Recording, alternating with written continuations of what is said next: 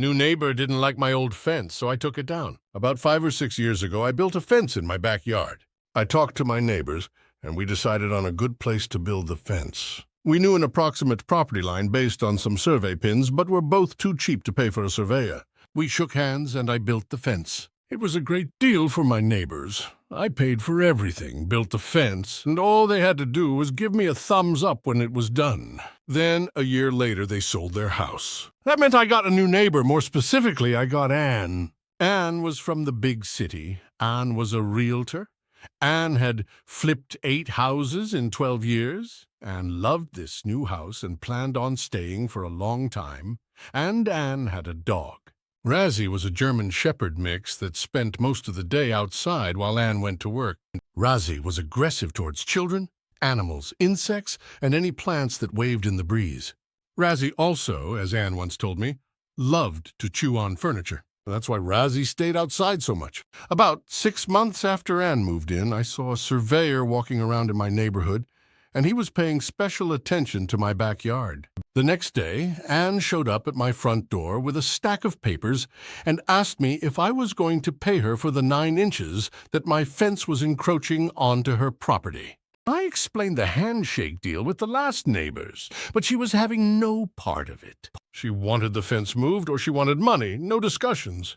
She'd spoken to her lawyer friend and was perfectly happy to take me to court over the fence. She told me, I don't know how you guys do it out here in the sticks, but where I come from, we follow the rules. So I got rid of the fence. The next day, I unscrewed the horizontal rails from the brackets, stacked the fence panels up against my garage, and pulled up the fence posts with my work van. About a week later, Anne shows up at my front door again. She wants to know when I'm going to be building a new fence. Turns out, without my portion of the fence, she has not been able to let Razzie out unattended for fear that he will run away, attack something, or get hit by a car. She also told me she can't keep him in the house all day while she's at work anymore. Her furniture and carpet are all but ruined. I told her, well, Anne, I'm not going to be rebuilding the fence. I don't want any legal trouble, and the best way to stay out of trouble is to not build near your property. The look on her face was priceless. I thought she was going to cry. She probably did when she got back home. She tried to protest, saying that she really needed the fence back and she would even help pay for the new one. She told me how much she loved the style and aesthetic of the old one. It was just the location that she had a problem with. I stood firm.